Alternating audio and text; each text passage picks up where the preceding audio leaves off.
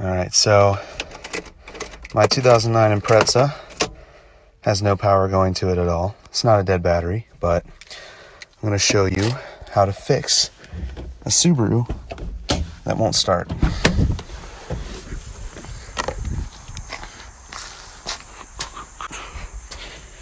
Pop the hood, find the battery, jiggle it about, make sure, there you go.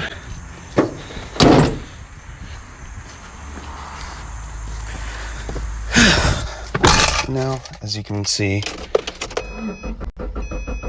give it a little bit, and then, beautiful.